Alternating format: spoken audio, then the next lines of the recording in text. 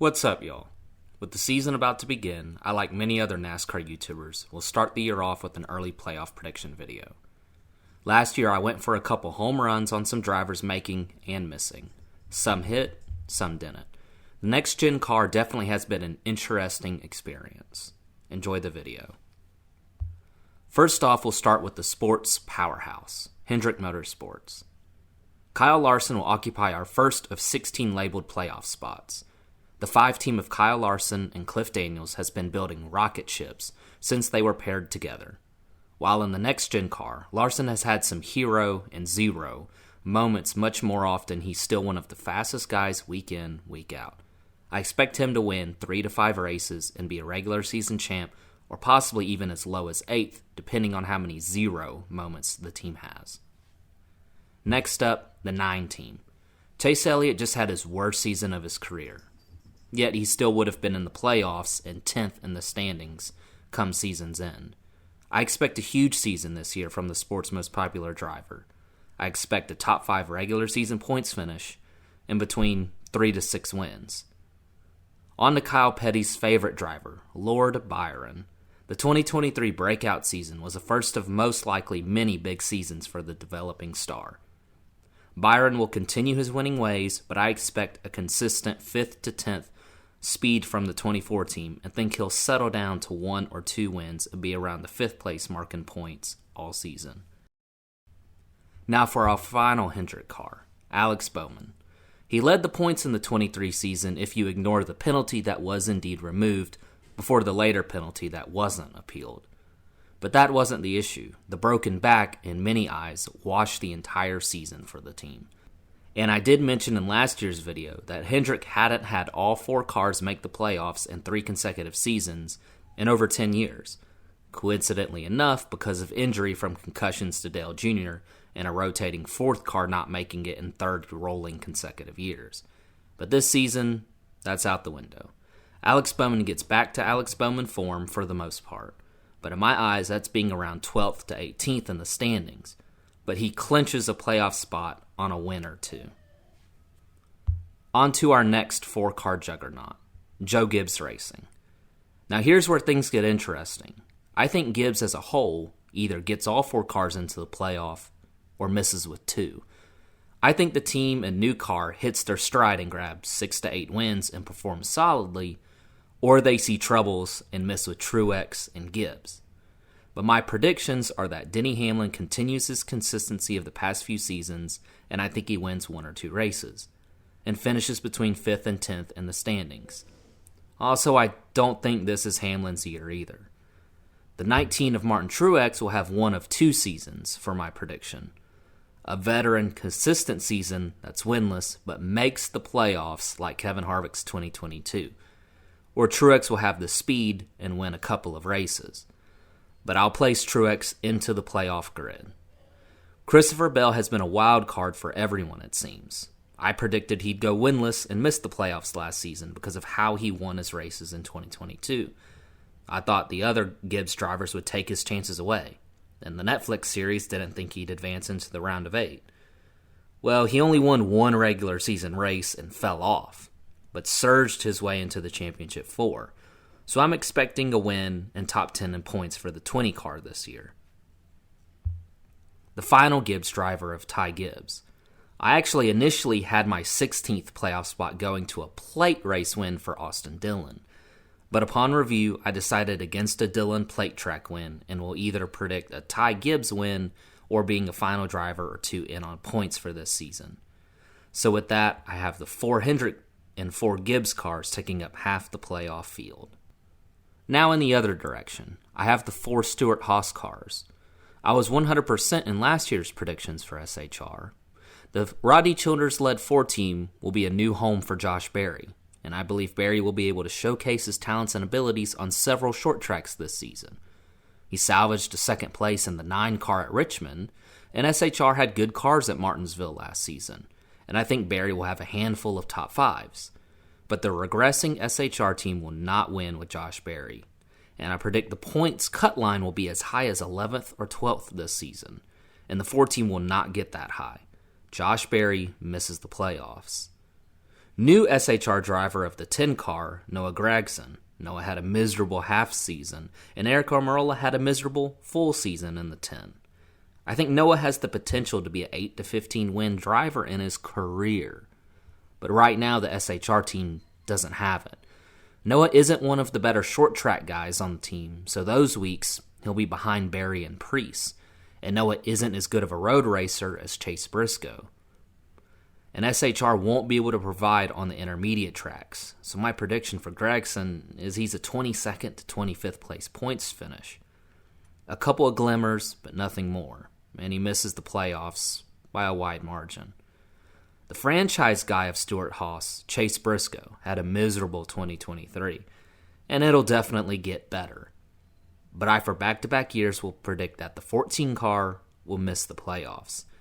And if you're wondering if I'm down on Stewart-Haas, that'd be majorly correct. And for my final SHR team, I'm doubling down. I not only think Ryan Preece will miss the playoffs as well, I think the only future hope of the organization is that the team downsizes. And I think Preece will be an odd man out in the future, or maybe even Preece and Gragson if the team downsized to 2 teams. But I think SHR will or should in the next season or 2 downsize to either 3 or 2 full-time teams. Now to a team that would buy one of those downsized charters from Stewart-Haas if the sport does indeed continue the charters, is Trackhouse Racing. Year 1, with Daniel Suarez, the team missed the playoffs. Year 2, the team won with both drivers and made the Champ 4.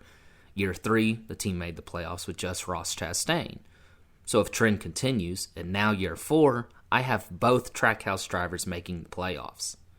The one of Ross Chastain will continue his winning ways and just raw speed that team's had, while the 99 of Daniel Suarez wins a race or 2 because it's a show-me year for Daniel. If Daniel doesn't do well, he's out if the team doesn't expand. Now to a team that's done incredible improving and expanding of late, Spire Motorsports. Corey LaJoie and Spire elevated that 7 car to new heights last year, before taking off extremely hard. But the team definitely keeps improving. But like I mentioned, I think this season sees the cut line on points around 11th or 12th. And I don't see Corey being able to get near that cut line. And outside of Atlanta, I don't think the 7 has any top 5s, or maybe just 1. I expect Corey to keep making strides and having their best season yet. But for now, that still means missing the playoffs. Now for that partner driver with Trackhouse, of number 71's Zane Smith. I think we'll see a consistent finishing races, but not much flash season. I think Zane's going to run around 20th to 25th all season, but that's not a bad thing. If being a 3rd Spire car and running in that range all season with no issues, he'll get some form of advancement in 2025. But obviously for 2024, Zane misses the entire playoff picture. The biggest wild card may be the 77 of Carson Hocevar. Everyone knows he's extremely talented. He even ran top 5, top 10 at the Bristol night race. Could he make a push towards a playoff spot? Well, I think he'll show several flashes of top 5 speed and winning potential. But I think he'll have enough mistakes and not the consistency to contend for the playoffs or break into victory lane yet. Spire misses the playoffs, but 2 of their drivers are on the graphic of just missing. Michael McDowell and Ricky Stenhouse's teams I'll group together as they won a plate race and road course last season. And again, for those drivers, I believe that would be their only shots this season. But I predict that neither of the 2 single-car teams make this season's playoffs. Now, from single-car teams to defending champions, 2-time defending champions, we have Team Penske, leading off the 2-car of Austin Cindric. While winning the 500 in his 2022 season was decent, but I think it's been overcredited, and the 23 season was telling. The team was atrocious, and I predict that'll continue, along with sister team, the Wood brothers, Harrison Burton. The 2 and 21 have been mostly awful since their separations from Brad Keselowski and Matt DiBenedetto, respectively. Those cars were a championship contender and a playoff contender, and Cindric and Burton both last year looked more equal to Rick Ware cars. But thankfully for Roger, he has 2 drivers that'll lock into the playoffs. Defending champ Ryan Blaney and 2-time Joey Logano. I expect for Blaney to continue being the fastest of the team, like he has been for several years, and Logano to continue his wizardry, it's wild, ability of finishing better than he runs. While I think this season neither team gets to the championship 4, both teams make the playoffs easily. The new Toyota team of Legacy Motor Club was a big miss for me last season. Of the 2022 season, I expected big things from that team in 23. Had I known they were going to be shut off from Chevy, I wouldn't have made them my bold prediction last year. I had both teams making it, and that was horrific. But this year, the 42 of John Hunter Nemechek and the 43 of Eric Jones will have the same fate. I think neither team makes the playoffs this season. I think Nemechek won't have the speed, and Jones won't have the consistency. But something everyone should watch for is that this season, the Southern 500 is the regular season finale, not Daytona. And Eric Jones is the only driver and team that I think would have a chance of anyone that's going into that race outside the playoffs that would be capable of winning that race. So I predict that both teams miss, but I would definitely be watching that 43 car come Darlington, no matter their season up to that point. Our final Toyota team, 2311. Last year, both drivers made the playoffs, and Bubba Wallace did what he needed to do to take advantage of injuries to Elliott and Bowman.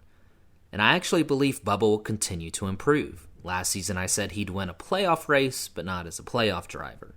But this year, I think the cut line will be higher than last year, and without predicting injuries to other drivers, Bubba will have the misfortune of being a 12th or 13th place points team, but will miss the cutoff line and miss the playoffs. And for Tyler Reddick, I believe he may end up around the same, or maybe even lower in points. That team has been up and down. So I believe the 45 team continues its inconsistency, but they have speed. They win races. I predict they will win 2 or 3 races, locking them into the playoffs, giving the 45 car its 3rd season in the playoffs. Now for our final Chevy team will be Richard Childress Racing. As Clint Boyer said many times last year, that RCR was back, and I'd agree with that, for 1 car. That 8 car and Kyle Busch was back, but I expect a similar result this year as last. While Austin Dillon won't have the atrocious season of 2023, Austin will yet again miss the playoffs while watching his teammate Kyle win a few races and compete for a championship 4 appearance. Now with 2 spots left, they both go to our final team, RFK.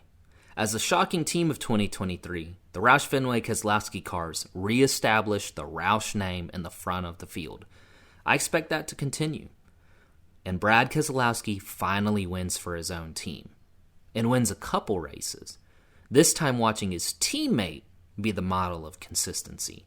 Both teams will again hover around the 8th to 12th position in points all season, and show flashes of winning speed.